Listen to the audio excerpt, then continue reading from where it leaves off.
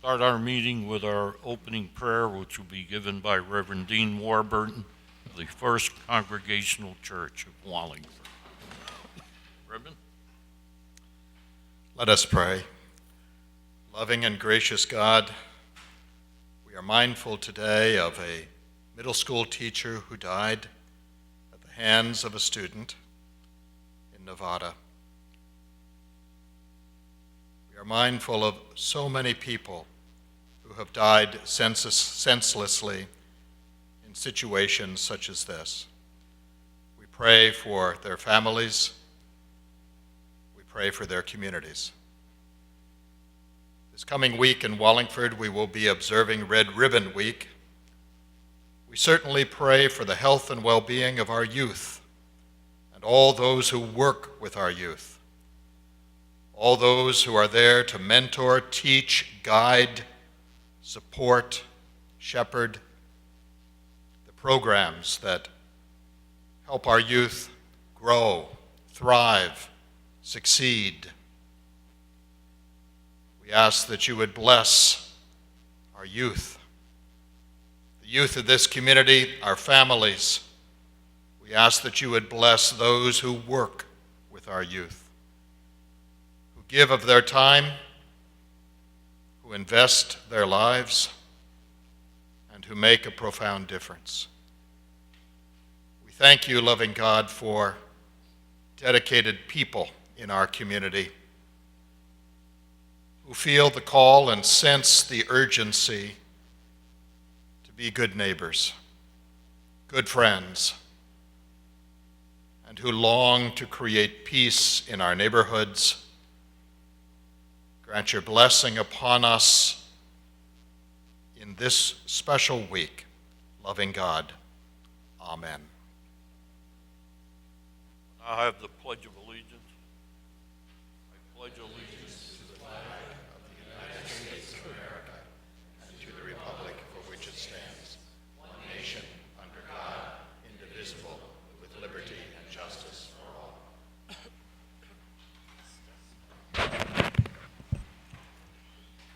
We'll have a roll call, Madam Clerk. Thank you. Cervoni. Here. Economopoulos. Here. Fishbein. Here. Good. Laffin. Here. Letourneau. Here. Riscotti. Here. Sullivan. Zandri. Here. Chairman Parisi. Here. Let the record show that Councilor Sullivan has an excused absence. Okay. Item 2, correspondence. Mr. Chairman, I am aware of no correspondence. Okay. Item 3, the consent agenda. Mr. Chairman, before I move the consent agenda, I'd like to first note a correction to item 3G, where the agenda indicates the minutes of the Town Council meeting for October 22nd. That should be October 8th. Also, there's been an addition to the consent agenda for those following the meeting who don't have the addendum. It's item 3H, to consider and approve a transfer of funds in the amount of $20,000 to maintain structures and improvements. Treatment account number 431-00651 from Power Purchased, for pumping account number 431-00623 from the Water Division. With that, Mr. Chairman, I would move the entire consent agenda. Second. Made and seconded. All in favor of the consent agenda signify by saying aye. Aye. Any opposed? Consent agenda is passed. Item 4, there are no items removed from the consent agenda. Item 5, public question and answer period.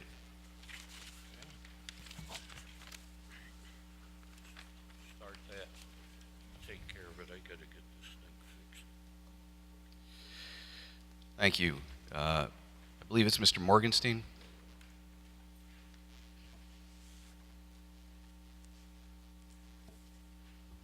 Good evening, Larry Morgenstein, South Main Street. Actually, my question is to the chairperson. On agendas 6 and 7, is the public going to be allowed input? I anticipate that the public will be allowed input on those items. He's getting a technical issue resolved with respect to his hearing assistance. Okay. If you'd like to wait to hear it from himself, you're allowed. Mr. Chairman, were you able to hear Mr. Morgenstein's question? It was with respect to items 6 and 7. He wanted to know if there would be the opportunity for public comment. I There indicated always yes. is. You know, there always is. Okay, thank you. You're welcome. Go ahead, because I'm waiting for it to be fixed. Okay. Is there any other public, Mr. Gross?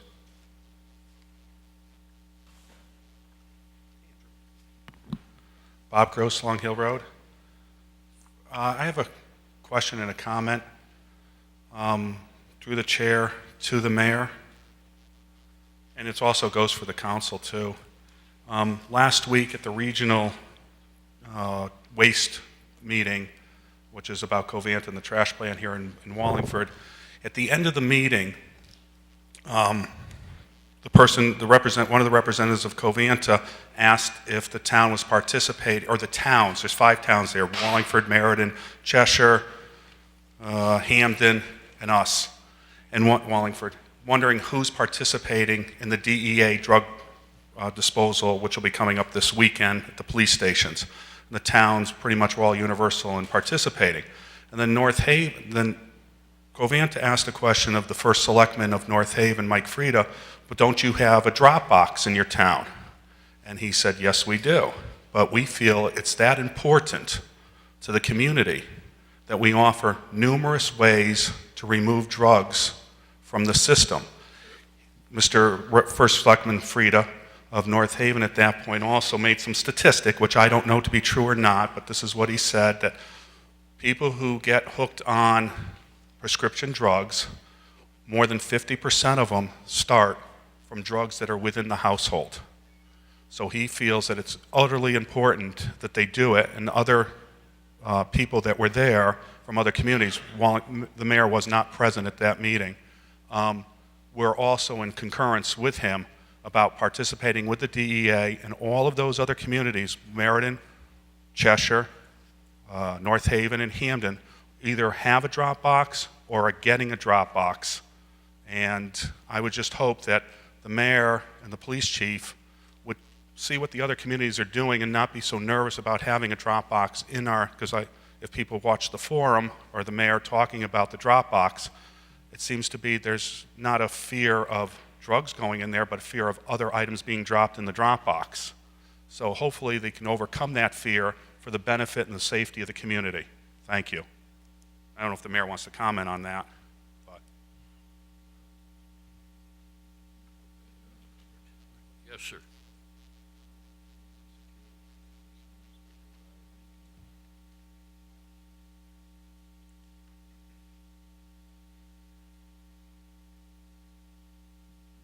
Good evening. Mr. Chairman, I'd like to ask a question of the mayor through the chair. Mayor, Mr. Avalon, you should identify yourself for the I'm record. sorry, Vincent Avalon, 1 Ashford Court. Mr. Mayor, last council meeting, there was a discussion about some willful, knowing breaking of the law by the Public Works Director. And after some of us spoke, you indicated that people were out to lynch the Public Works Director. Could you explain what you meant by that?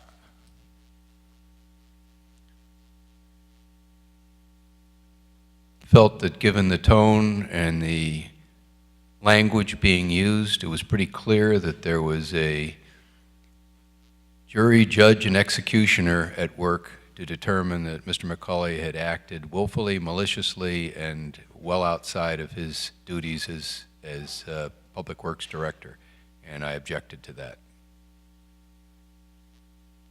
Is that still warrant people bringing to your attention and the council's attention that the Public Works Director is willfully, knowingly, Mr. Avalon. maybe not, may I finish the question? Mr. Maybe Avalon. not, maybe not maliciously, but certainly. Excuse me, Mr. Avalon. Yeah, May I ask you a question? Sure. We're going to, I would imagine that that could be covered later on under item 7. It could be, Mr. Chairman, but the reason was I felt that that comment and I may be wrong, but it came after I raised the question. And I felt, wrongfully, maybe I'm wrong, and the mayor can tell me, but I felt that that term lynching was directed at least partially toward the comments that I make. And I will say this publicly. I did use the word maliciously, and I withdraw that. And I was in error in using that word, but every other adjective, willingly, knowingly, wantonly done. And so the response from the mayor that someone was out to lynch someone for knowingly breaking the law, I didn't think that was proper, and I wanted to address that. Okay, and you got an answer. I just don't want to start a debate I'm not here gonna- in question and answer. That's all. I wanted to raise the question and let it known Thank that I didn't think that that was a fair remark. Thank you. Okay, thank you. Any other questions?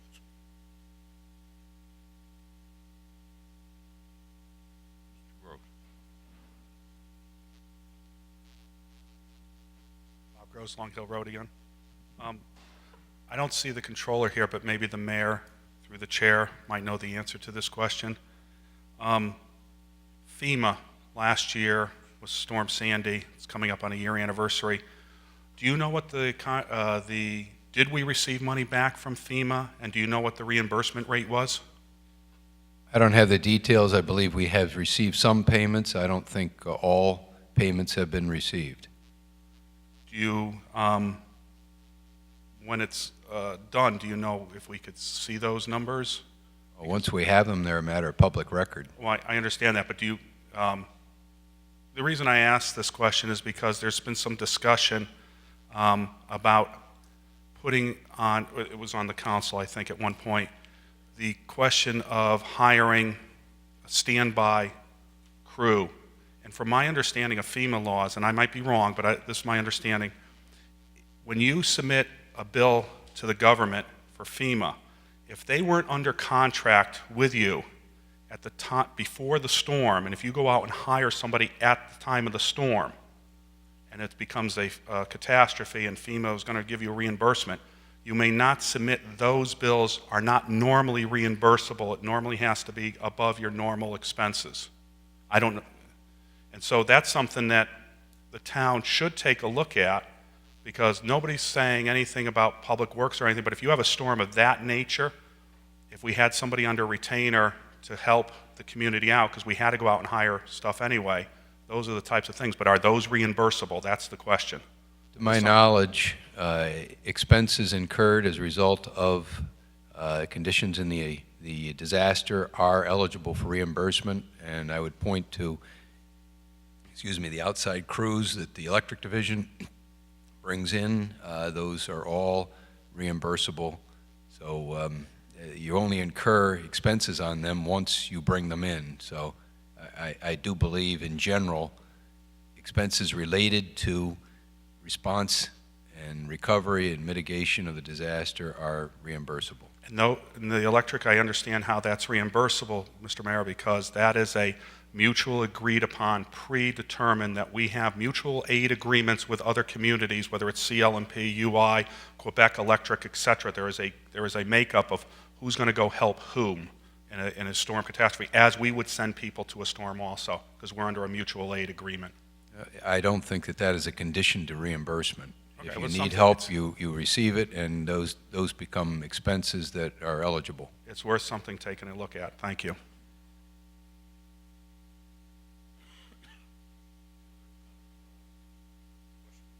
Yes.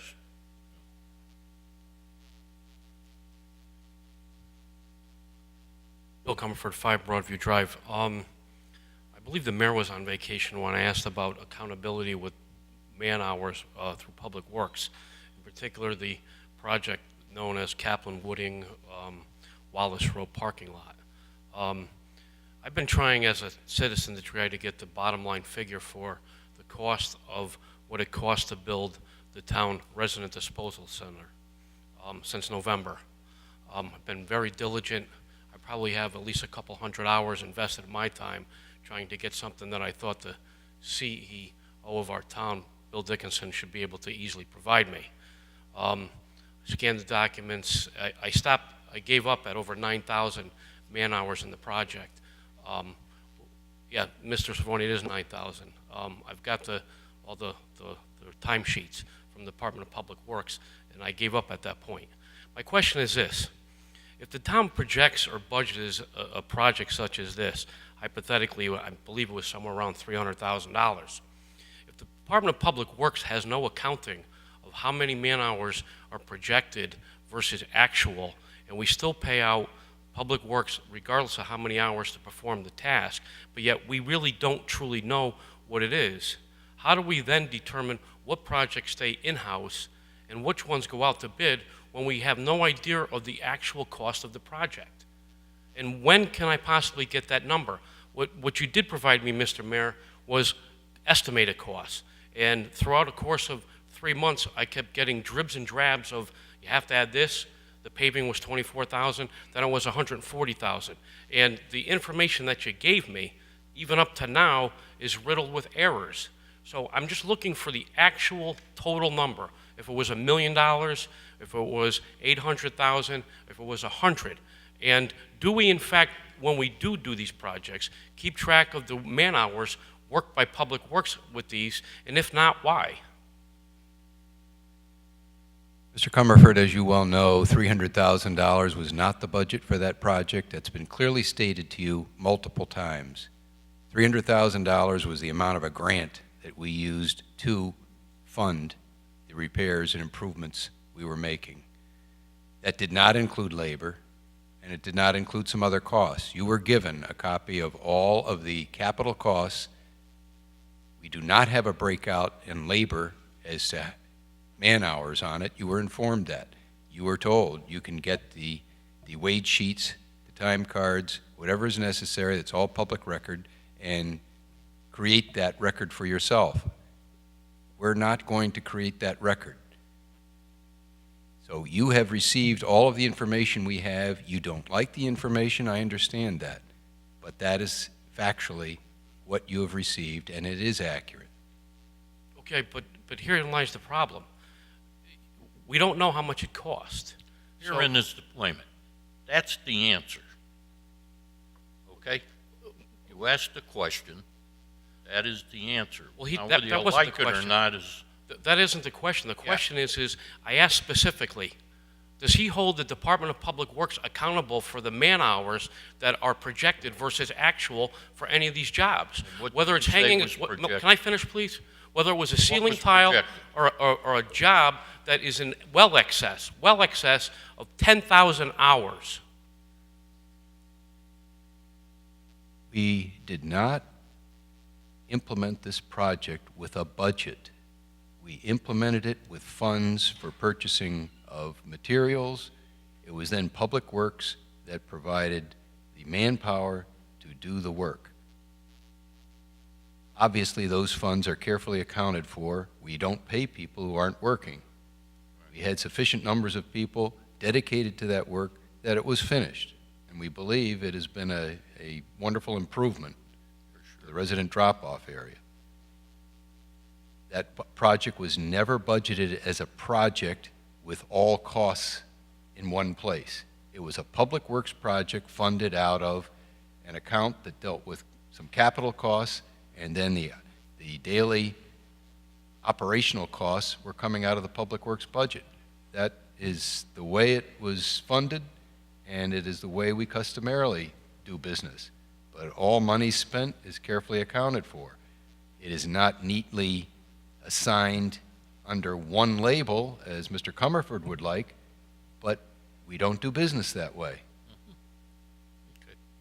So my point is still the fact. The fact is, because we don't keep track of man-hours, and in this case, and like I said, it's in excess of 9,000. I guarantee it's over 10,000. But the answer is what the answer is. I understand. Now, if you don't like it, that's unfortunate. You want to get the time cards and the pay slips, do that. I don't want to keep going over the same What I don't like, Mr. Parisi, information. what I don't like is, as a taxpayer, I'm looking for the final cost. What I don't like is that anybody up there, whether you're a counselor or a member of the public that are flipping the tab for this, ask a simple question: what's the final cost? And what bothers me, because everybody talks about frugality and being conservative. What information did you get?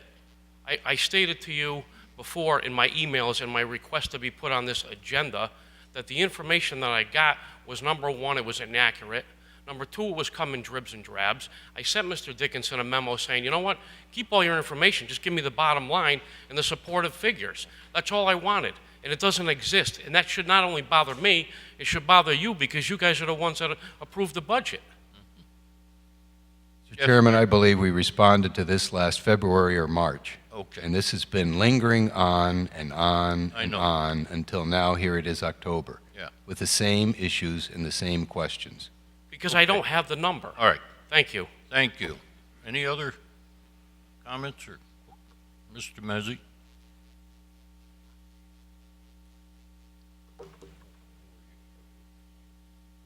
Tom Mezzi, East Dayton Hill Road. My question is, I resigned from the Housing Authority 3 months ago. If you people have anybody to take my place, I don't want to go to any more meetings. We're in the process Okay. of setting up interviews for people. You think it'll be on the agenda next month? I think it should be. I hope it may be a special meeting even sooner. That's all I want to know, because I'm finished with them. I know you are, Thank you. Tom. You told me that, and I understand. Okay, we have 3 minutes left. Question and answer period. Okay, we're all set.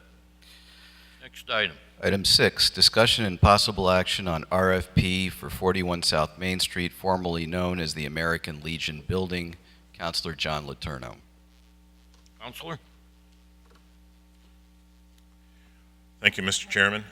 I brought this forward tonight because we've received 2 bids for the American Legion.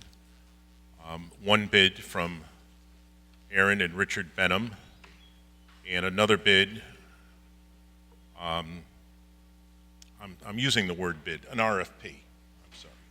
An RFP with a monetary offer. And the first one was from Aaron and Richard Benham for $35,000. The next one was from Andrew and Carol Ann Carbuti for $40,000. And in our backup material, the first one, the Benhams, their plan is to use the building for a single-family residence on the first floor and for an apartment on the second floor with 4 parking spots. The second one from Andrew and Carol Ann Carbuti, that is to use the basement, first floor and second floor for offices with 9 parking spots.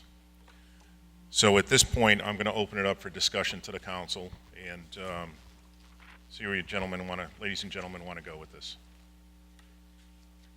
Thank you. Are there comments from the council? Councilor Cervoni. Thank you, Mr. Chairman. To address, I do see Mr. Carbuti here. I don't know the Benhams. Are they here? Okay. I certainly know Mr. Carbuti's work, and he keeps nice buildings in town. I'm not as familiar with the Benhams' work, but I don't prejudge anything you do, and I'm sure you intend to do a very nice job with this building if, in fact, your proposal is voted favorably upon. And so if I vote against the sale of this property, it has nothing to do with either of you. It's just because I don't believe that if we own a piece of property next to Town Hall that we should be selling it outright. Thank you, Mr. Chairman. That's all I have on this at this point.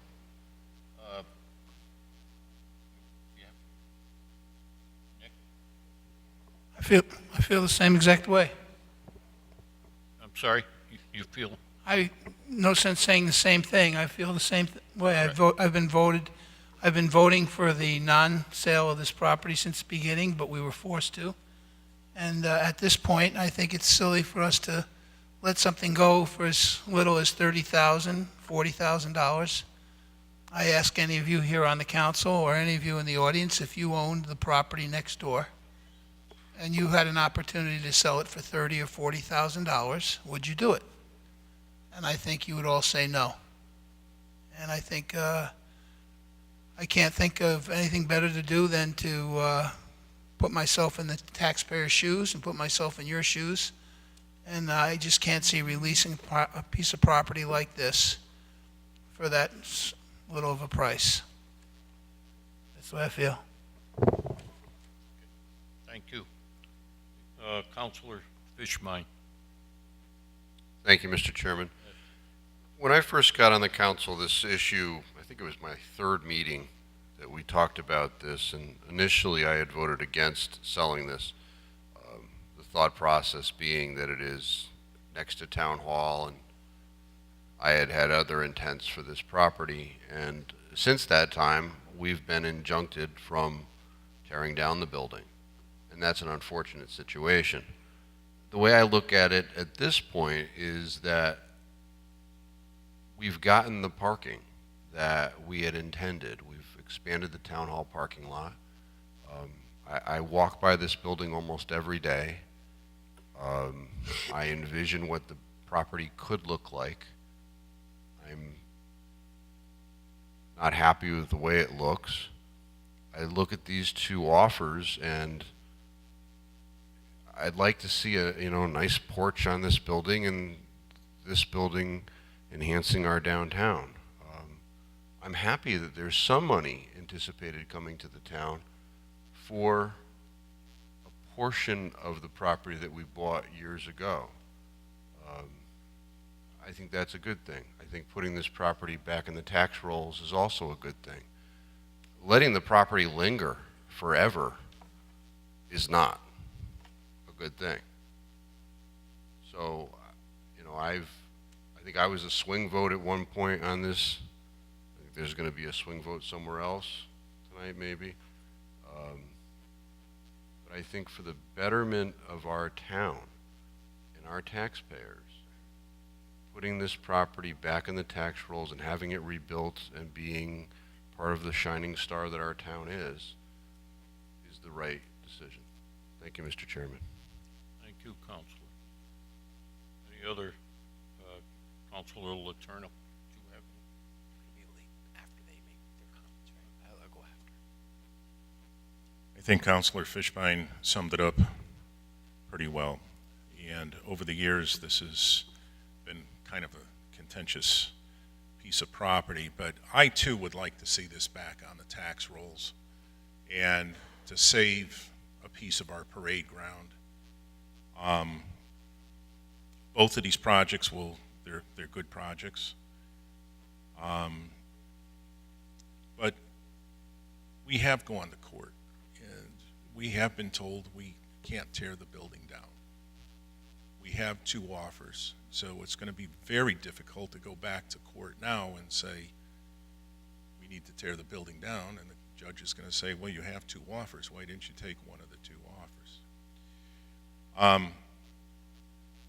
The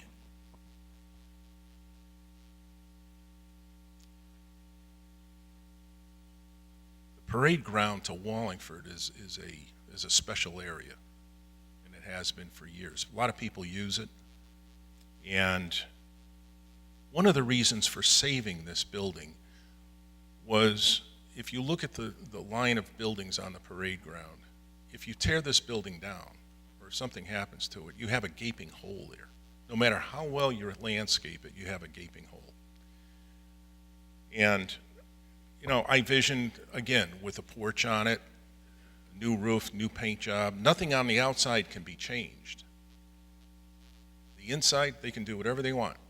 But the outside's got to remain the same, except for the porch. The porch can be put back on, and a few additions that were put on afterwards can come off. So I still believe it's a good project for the town. As far as the expansion of the town hall, that's been an argument since the beginning of this. The logical area to expand the town hall would be out the back, would not be out the side. And who knows? We're looking at an expansion maybe 50 years from now, 75 years from now, 100 years from now. Who knows if this building will even be good enough for that at that time. There's many reasons to save this, but I think, tonight, hopefully, we can come to a conclusion on this and pick one of these projects and move this forward and get it done after many, many years of talking about it. Now we can do something this evening. Thank you. Councilor Laffin. Yeah, Mr. Chairman, I agree with Councilors Fishman and Letourneau. Just wondering if, at any point, can we hear from the two presenters or the proposal so we can ask questions If of you'd them? like, sure. Sure, whenever we can Okay. move to that step, that'd be great. Mr. Carbuty, you're listed first, if you'd like to.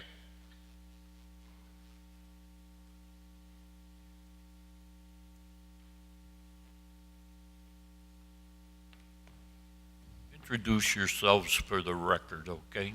I'm Andy Carbuty. Mark Carbuty. Hello. You want me to comment, or you Well, want do me you to have questions? entertain questions? Yeah, of course you want them to comment. I'm talking to Tom, Councilor. Yeah, Laffin. no, if you could speak a little bit first, Okay, we've certainly. had I think packets, our we've reviewed proposal them, is but- pretty clear, so I'm not going to go through the proposal page by page. But also for the obviously record, we're sir, that the people in the audience necessarily, or the people watching TV haven't read the information either. So maybe Okay. just a general overview. In general, Yeah. my intent is to, if I'm fortunate enough to be the one chosen, to convert it to office space. And as stated earlier, we're going to retain the exterior integrity of the building, obviously with a new roof, and maintain it with its historical flavor. The office that's going to go there is going to be Comfort Keepers Incorporated, which is the business my wife runs, and we provide non-medical care to seniors. And it's already in town in the Bosdell building across the street, and this will be a much more.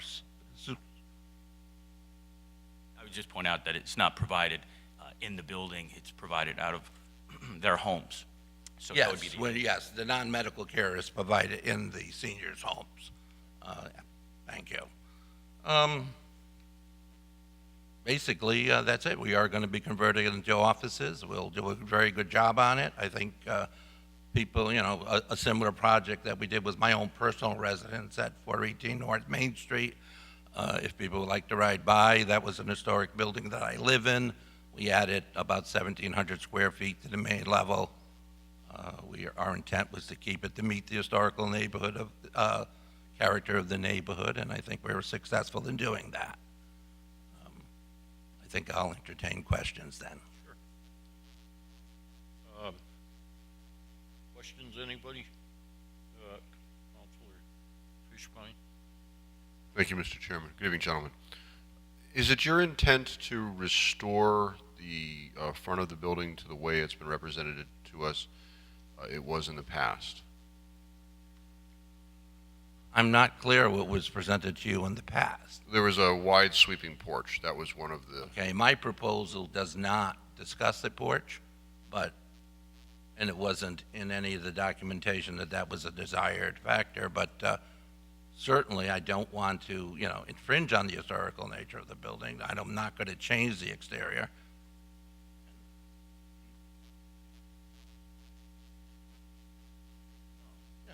I mean, putting a porch on, if that's something that's desired, I think we could accomplish something like that.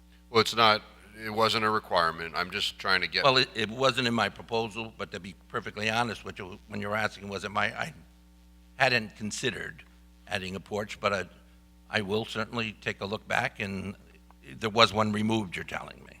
Is what has been represented to us. Councilor, I would just point out that the current plan, as in the proposal, is to repair the front of the building in its existing nature and form, and that there is allotted monies within the proposal to do some additional work on the exterior of the building. Absolutely. So there is going to be work on that, but the extent of the restoration of the porch is not part of the plan at this time. Okay, I understand. Only because, and we'll get to this with the Benhams, the porch becomes an encroachment on the parade grounds. And okay, well, as I said, it's not in our proposal. Yeah. The 9 parking spaces, shared parking spaces that are in your Right. proposal, if you were to get the shared parking spaces, would you still be required to get some sort of a variance, or does the usage with the 9 shared parking spaces meet the requirements of the town for your anticipated usage?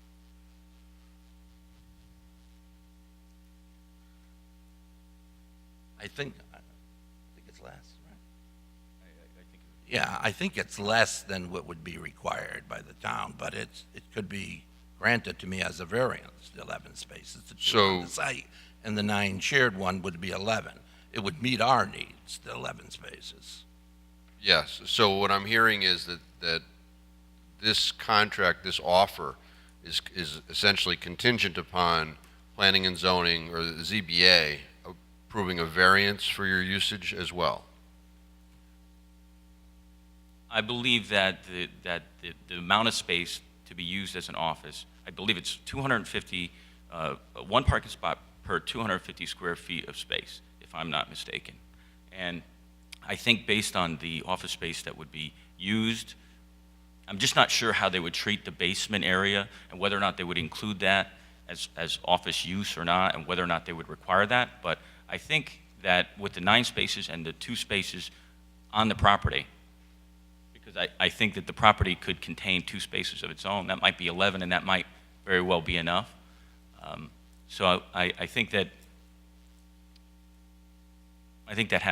that we probably wouldn't need a variance on that basis.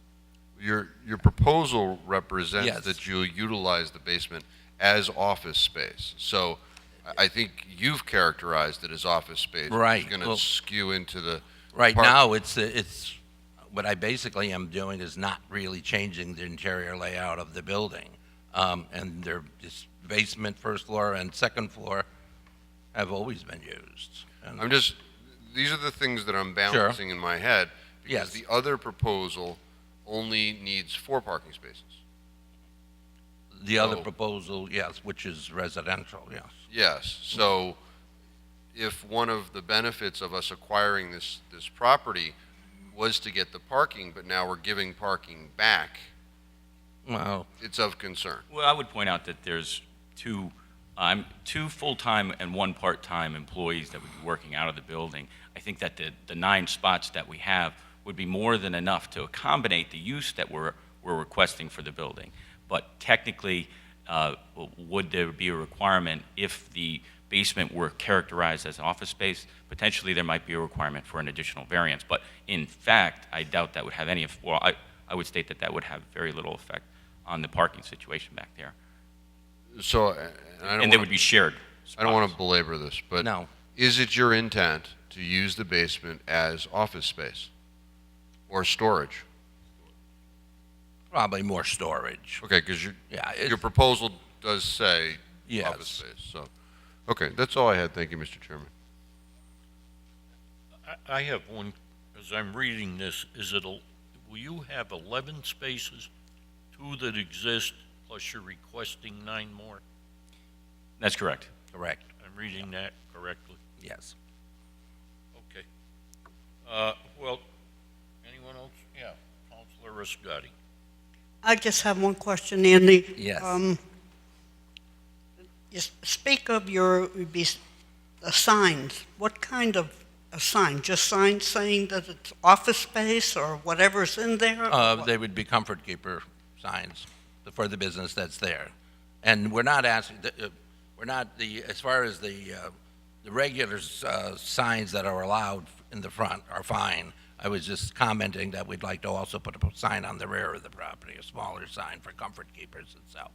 Or Well, similar. because even though, I mean, it is set back from and the parade grounds are in the front of it, it's still visible to South Main Street. I mean, you see it every time you go by, and then you would have to go probably for a variance if you want to also put a sign in the back. Okay. It's not a major issue, but we would probably want a little sign in the rear. If we couldn't get it, it's not the end of the world. But I do think the visibility of the building is a little impaired from the street with the beautiful trees and other things that are on the parade grounds, rightly so. Thank you. Yes. business. May I ask, what would you just put? Car Beauty Office Building? I mean, a sign like that, or?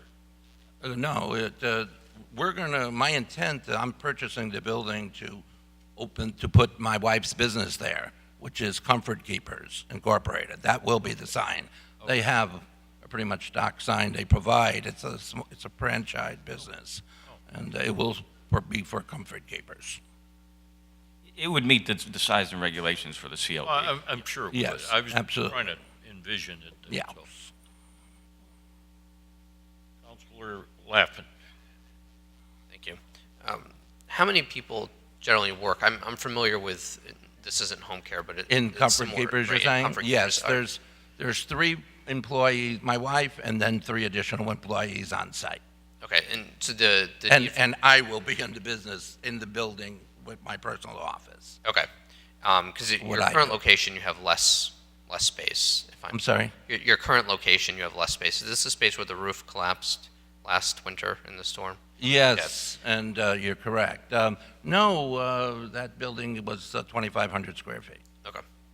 I was just trying to envision how many people in and out, traffic flow, and so the spaces There's that not a you've lot of come up with- traffic that comes to Comfort Right. Keepers.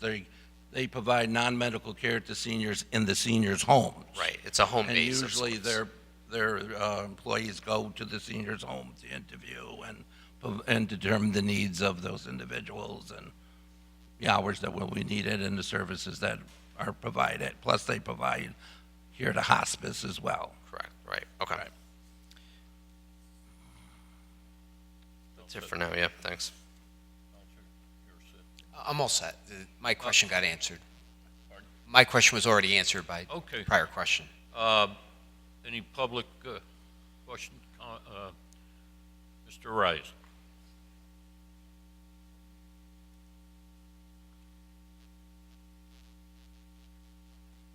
Ray Rice, 96 Pearson Drive. Again, you're bringing up the subject of selling this house. Your original intent, and I know you've heard this before, I just want to go on record. The house was purchased for future expansion of the town hall. Whether the town hall goes backwards to the side, whether it's 50 years or 75 years, keep the house. Go back to court. I talked to Janice Small the other day. Anybody who buys that house, it doesn't matter what they do with the interior or exterior. This is what Miss Smalls told me. Now, whether she's wrong or right, you can check with her. But if anybody buys that house, they can do whatever they please with it. $30,000 or $40,000? Come on, guys. That's a buy. Think about the town. Thank you. Any other comments?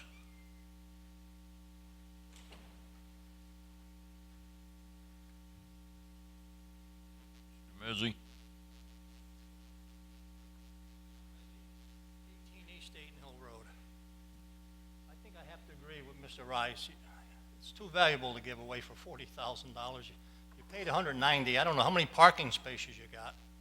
5, 6, 7, what's the difference? It doesn't matter. It's ridiculous. You just can't give it away. If you really want to get rid of it, and I'll guarantee it, that if you go to an auction, you're going to get more than 40. I guarantee it. I mean, like it was said up there before, any one of you guys or ladies own that, you never sell it for 40,000. It's worth, you started at 125 twice.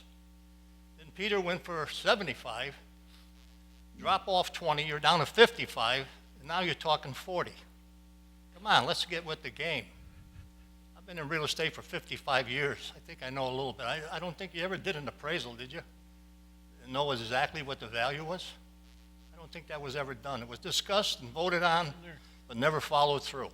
For some reason. Why, I don't know. Mayor, was there an appraisal on the building? I think there were efforts at valuing, but we never valued the property as far as the value of the house versus the real estate. So, I mean, you'd have to have Janice speak to that.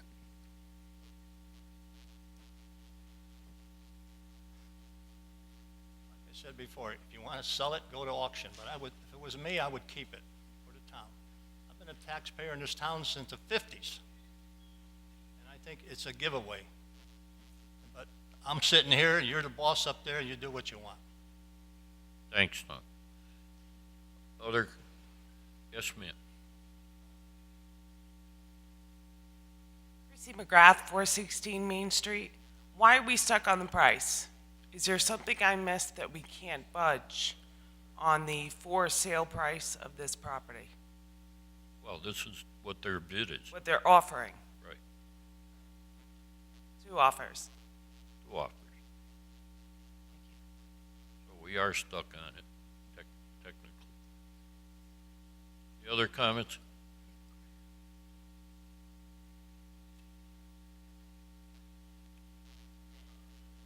Councilor Fishbein. Thank you, Mr. Chairman. Just by way of clarification, Mayor, do you know how many parking spaces we now have as a result of bifurcating the property? I don't have a total, no. I do know that that side is generally full. And there's, I'd say, what, 30 parking spaces? You know, you've got some aisles in there too, and I suspect we might have to reline because currently there's not two-way traffic out through the church lot. There's parking in there, so if we have another use in there, it might require some relining. I'm not sure, because if you're driving out to try to reach Center Street, if it's parking, if all the spaces are full in that area, you have to use the single lane. It's like a driveway beside the building that's to the rear of the Congregational Church. So I can't put a number on the number of spaces. Okay. A question for the town attorney, Attorney Farrell.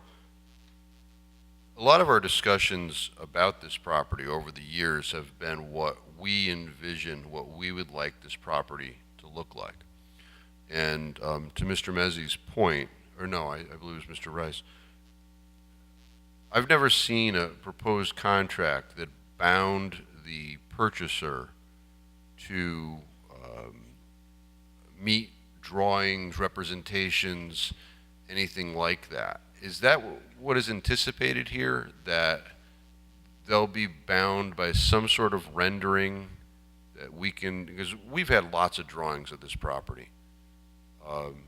And I don't want to convey this property and have it, you know, just look like whatever because they now own it. Can we be protected? I have never seen a proposal that it be so protected, but I think that if the town council desired to do that, you could put that as a restriction on it.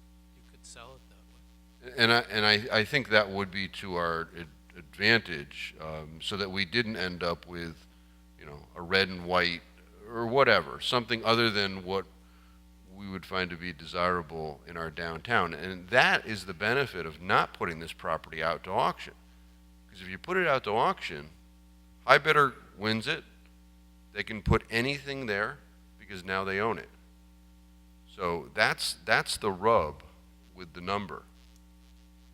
We're giving it away for a low number, but we're also able to have part of the buy-in as far as what it's going to look like. And I think that's of benefit. Thank you, Mr. Chairman. I want to, if I would, I'd just like to raise a question. We don't have control of it now, what it looks like, do we? We do? You own it.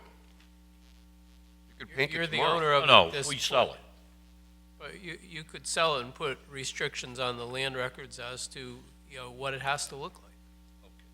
When we had Mr. Lyon come before us with one of the other purchasers, we had these beautiful drawings.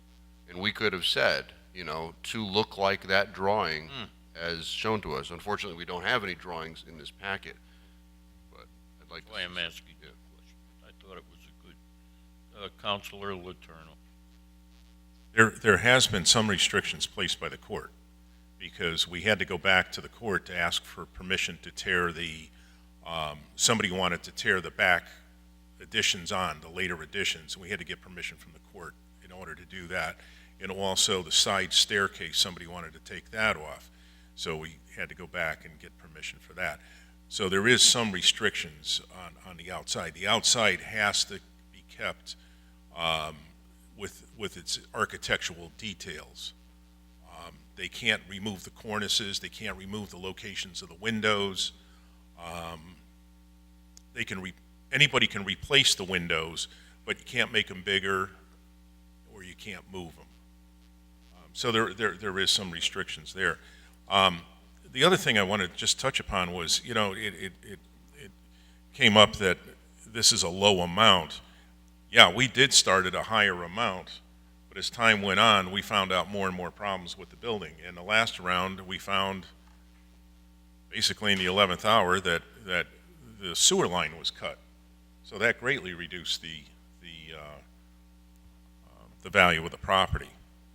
But I just wanted to clear up those two things. Thank you. Do we have any questions for the other bidder? I want to have this level. Are we set with Mr. Carbuty? Okay, thank you, gentlemen. Thank you. Thank you. Benham's come forward, please.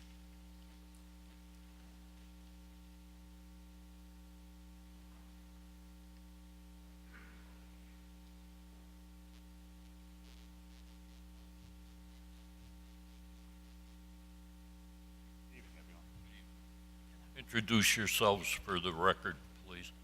Aaron Benham. Richard Benham. You have anything you want to say before questions? Well, unfamiliar to the whole process here, first time in front of the council and buying a piece of property from the town, but talk into the microphone. I'll follow along with what we proposed. Our intent for this property is to renovate the historic Legion building into our primary residence for the first floor, and also utilize the staircase going up to the front left or right side if you're looking at the building, small room as a second bedroom.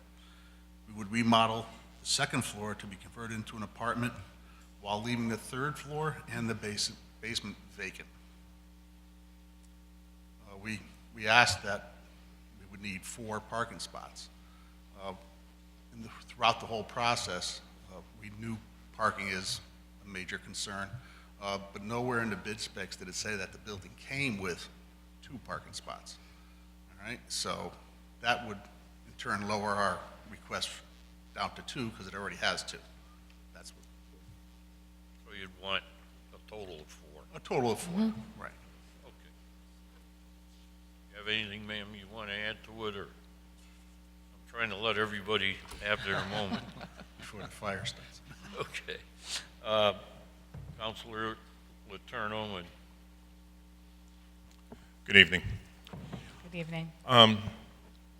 If you were awarded the purchase, do you have the, because this was brought up in the other proposal also, can you close right away? You have the finances in place to close immediately? Yes. Okay. And just to clarify the staircase, that's on the interior of the building, the existing staircase that's there, and that's the one that you're going to restore to get up onto the second floor? Correct. Right. So you're basically, you understand the restrictions on the outside of the building? Yes, I have contacted a couple of different people throughout the historical place, Jerry Farrell Jr., seeking input and whatnot and trying to get a grasp of what is allowed on a historic building. Changes are nil. You can't do much to the exterior of the building other than what's already been pre-approved by the court. Other than that, the building has to be restored back. And our goal, is to restore it back so it's another fine piece of history that Wallingford has. It's a shame that over the years that it's been sitting there the way it is. We do plan to remove the front staircase, the outside staircase that's the downstairs. On the side of the building? That's approved, that we were told that was approved, that can come out. We are planning to remove that if we were given the bid. Okay. Okay. And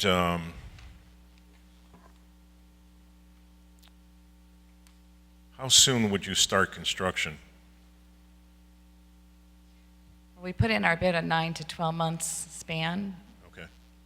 We would hope to start piece by piece as soon as we can. I mean, we've had contractors go through the building. We've gone through the building ourselves numerous times, and we've had contractors come with us all the way up from actually a year ago. We went through the building.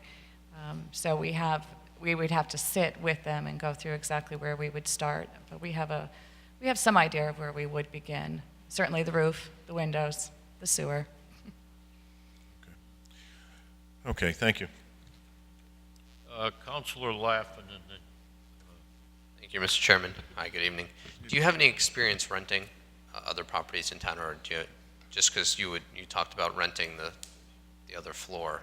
Experience renting? No, we've Okay. been a single-family ownership our whole life in Wallingford. We've been married 35 years. Just curious, because it can be ridiculous at times. Not at any fault of your own. That was my only real question for right now. Thank you. Counselor Zandri. Thank you. Good evening.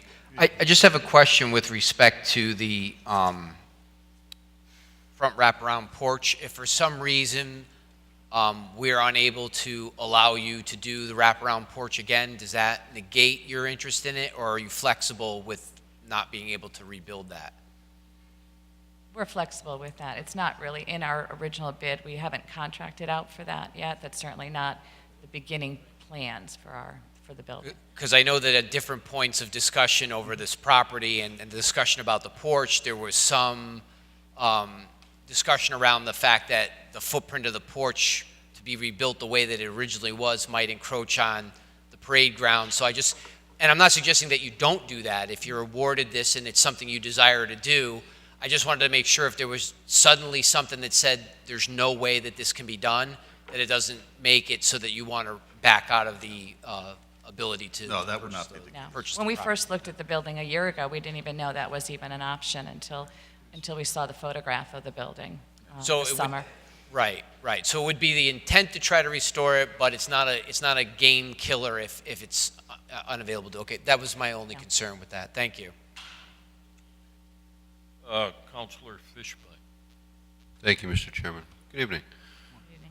Do you have plans or drawings that you got from someone else regarding how this property used to look like? Yeah, I have. We have previous bids that that have been put on the building. We have all those. We requested those from the town. And we Okay. just have the photograph I'm referring to, you mean? We obtained that here. Okay, that's good. And you've submitted those to your potential contractors, and that's how you've come up with your number. Have you done work like this before? Renovation of a historic building? Not of a historical building, no. Our house on South Whittlesea was built in 1910, and we took it from a home and we remodeled it extensively, creating the third floor into a master bedroom. Extensive gardens out back with drip irrigation systems and a beautiful built-in pool and decking and whatnot.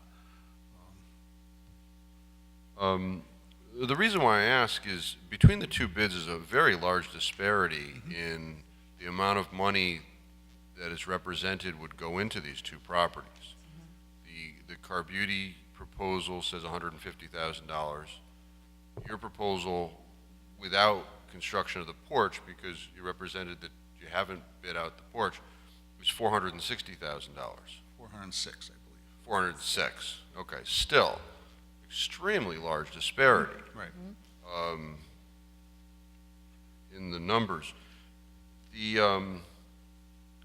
There's a note on your proposal, it says, with regard to the trees on the south side of the property, they need trimming. What's up? Sore subject, I know. Probably not It something says to we'll bring up. discuss, so let's We'll discuss. Yeah, we're open for, well, right now the trees are overgrowing the roof of the house. Whether we purchase it or the other person gets awarded or the town retains it, those trees, I know it's a sore subject, should be pruned back from the building. Those trees on the property that would be conveyed, so they would be your trees should you purchase it? Yes. Okay. And how I understand, right now, there are trees that are slated in that row to be removed, all right? And while the town has their contractor here, all right, which is is at a better price than anybody else can afford, those trees should be trimmed, whether you do it through the purchase or through whatever. If we close in a month and you own the trees, why don't you trim the trees? Or pay us more money for our property? We're discussing. Yeah. It's something we can, like I said, we'll discuss. Okay. That's all I had. Thank you, Mr. Chairman. What was that last statement about the trimming the trees? What do you want to do? The trees are on the property that potentially they would be acquiring, and they're coming back and saying that we should trim the trees. I'm saying, no, they're going to own the trees, so they should trim their own trees. They're saying we can trim the trees cheaper. I said, okay, pay us. Oh, that's good. No, I just wanted to be sure I heard it right. Okay. Well done. Yes. I have a clarifying question. I was under the impression we were selling the house and the footprint that it sits on, and I'm a little confused all of a sudden about the tree. Councilor Fishbein, where's this tree? There's property to the south of the structure. And it's on property that would we be selling at that point? That's my understanding. Okay. Because I always seem to recall a conversation about the footprint that the house sits on, so suddenly discovering that there was a tree somewhere kind of threw me a little bit. The property is bounded on the north by a driveway. On the frontage is the parade ground, so there's no front yard. That must be what I'm thinking of then. Backyard has parking spaces, and then the side yard that's between this building and that property is where we're talking about. Okay. Now that you mention it, I recall it, because the point came back to my mind, which we're discussing the porch, and we always discussed how we weren't moving any of the property in the front. So that's where that came from. Okay, thank you for the clarification. Okay. Council set. Any public questions, comments, whatever? Yes, sir.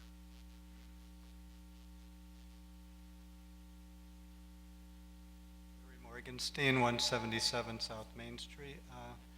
I just want to say in general that I have watched this property deteriorate for over years, and it can be a gorgeous property. It is an asset to this town. And it's true, we've lost value in that house. And we could go into that, but I won't do that tonight. But the fact is, it's lost value. We can recover value in that house by selling it. It may not be what we wished it would be or could have been. It is what it is now. But it will add to the tax rolls. It will be less of a black eye in what's the center of Wallingford, and it will be an asset. So I urge you, I'm not going to say which bid I lean towards, but I really would like to see this council move towards making that house an asset again in this community. So thank you. Okay, thank you. Yes, Mr. Rose. Bob Gross, Long Hill Road. If you don't act on it tonight or don't do anything, then what happens? I don't want to even think of that. So, and that's what I think many people in the public are saying also, that we hope that you do act on it. Otherwise, this is going to start all over again. Maybe somebody will make a... Think positive. Oh, I am thinking positive. I would love to see it sold. If it sits in the town, it's just going to fall. And again, you've gone bids that have been 100 or thereabouts now down here. And the reason for that is the time. And if this is what the two gentlemen are bidding on it, and their spouses, if this is what they're bidding on it, that's what the market's going to bring. And if that's the market, that's the market. And hopefully you will sell it to one of the qualified people. Thank you. Thank you. Anyone else? Yes, sir.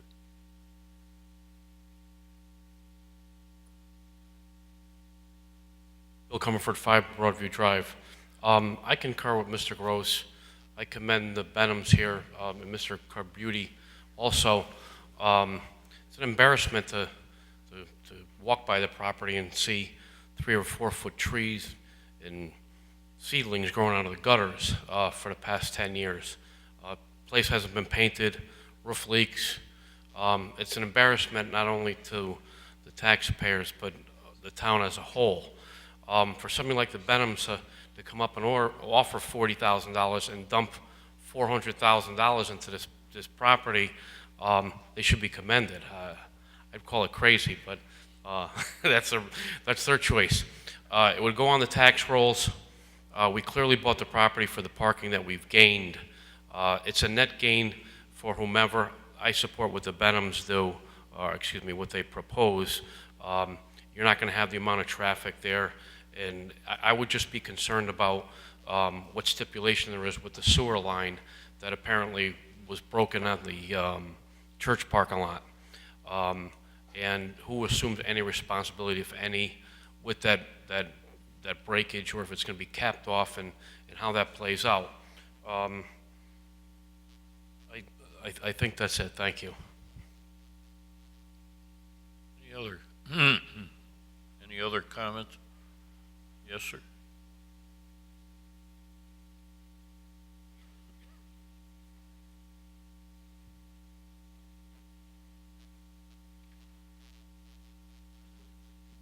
Vincent Avalon, 1 Ashford Court. I too support the sale of this property. I don't think there's much choice. Otherwise, the building is going to be there till it falls down. I think the town is under some responsibility, as long as it's standing, to maintain it structurally. So I think it has to be done. And for simplicity, it sounds to me that the proposal that requires 4 parking spaces, more money being put into this, you know, to fix it up, but that sounds like a reasonable thing, but hopefully you'll decide to sell it. Thank you. Thank you. Anyone else? Okay. Want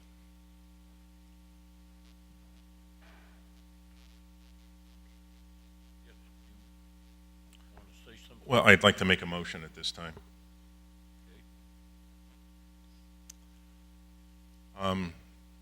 Looking at both of the plans,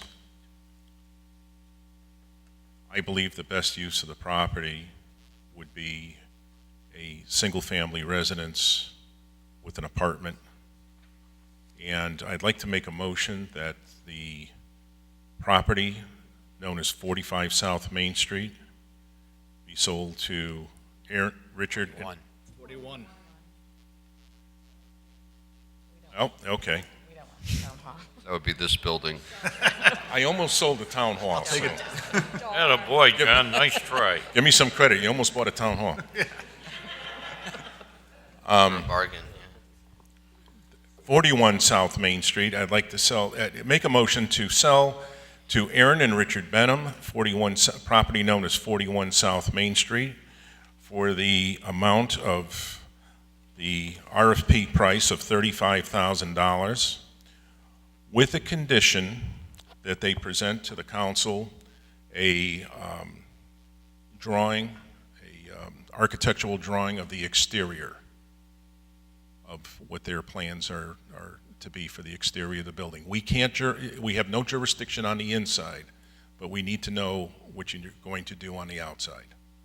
And a color scheme, an artist rendition would be fine, and just a comfort level so we know what's going on. Second. All right, it's made and seconded. Counselor, you have a comment? Yes, Mr. Chairman, I believe the town charter requires a public hearing before, state law requires a public hearing before town property can be sold. All right, is the motion then out of order, or does it stand and then have the public hearing? I think you can have it stand subject to the vote of a public hearing. Why don't you vote to have contract documents drawn up to be approved subsequent to a public hearing? That's fine. I'll amend my motion to include the documents to be drawn up for the sale pending the public hearing, and that would be a good time to bring your architecturals and your plans, anything that you can provide. Second.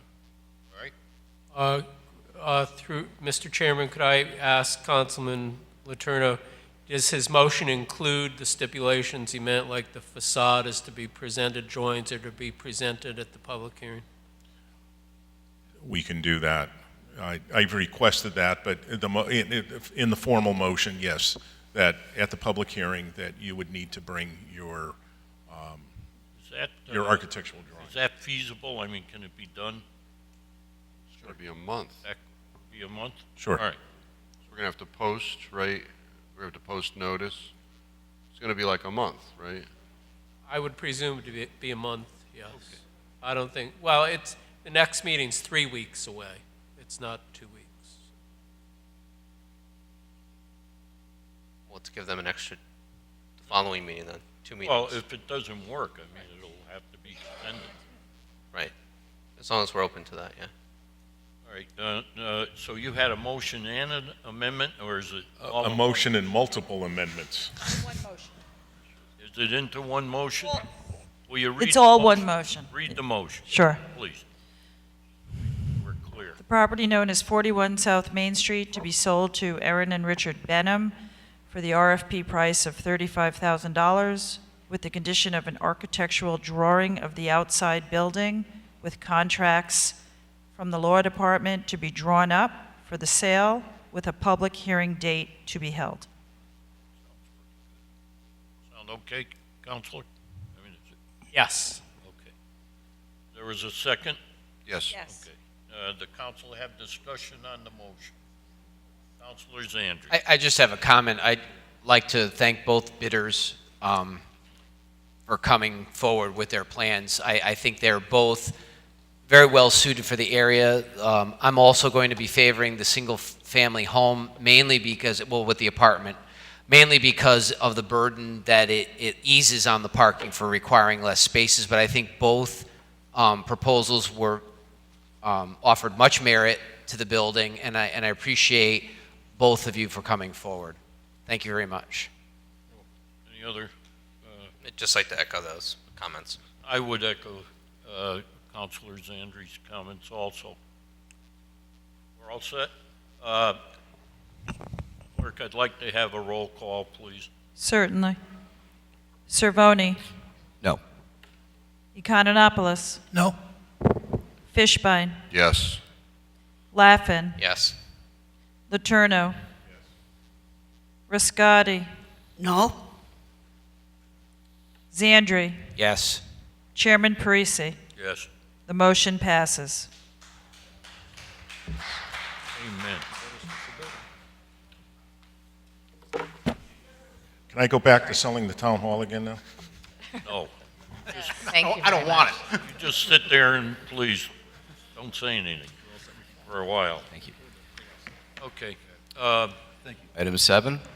Yeah, I'm going to have let's have a 5-minute recess to let them get set up. All right? I move we go into recess. Second. Made and seconded. All in favor of recess? Aye. Aye. Any opposed? We're in recess 5 minutes. I